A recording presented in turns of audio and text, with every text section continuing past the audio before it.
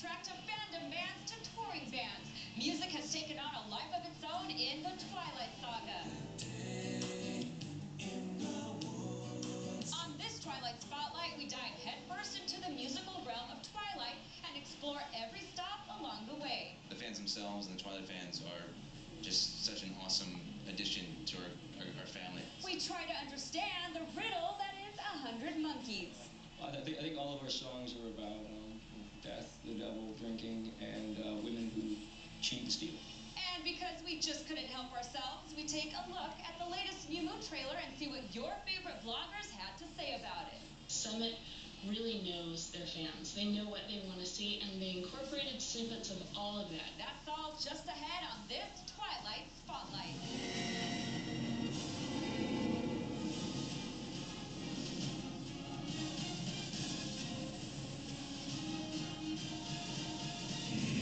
Hello to all you Twihards and music fans out there, and welcome to Twilight Spotlight. I'm Naiva Reynoso. What makes a movie? Well, there are the actors, the crew, the fans, and of course, the music. Twilight in particular is packed with music, and I'm not just talking about the score. Edward loves classical music, of course, and he even creates Bella's lullaby. Stephanie Meyer cites Muse as an inspiration for New Moon, and there were three different versions of the Twilight soundtrack released. So it would be impossible for us to talk about the saga and miss the music. So we have a little bit of everything for you tonight, but let's start with some musicians that actually broke through the red tape and made it on the first soundtrack. Nicknamed the Brit Pack by the press, longtime friends Sam Bradley, Marcus Foster, and Bobby Long all contributed their music to the first feature and onto the iPods of screaming Twilight fans everywhere. The first time it was incredibly touching, incredibly moving.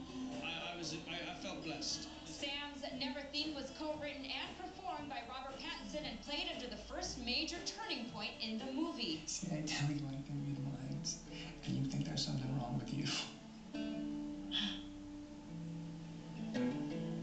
But Sam was not the only one who got to hear his music ring through the theater for the first time. Marcus and Bobby's co-written song, Let Me Sign, has become one of the most memorable tunes on the soundtrack, playing under Bella's near-death montage.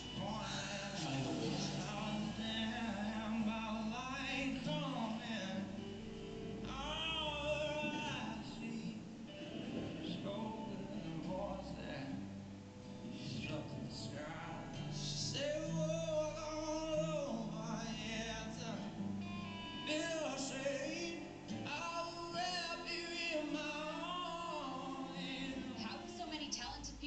Well, basically, I went to school with Marcus, and I grew up with Marcus. I met Bobby, I guess I was 19, at an open mic.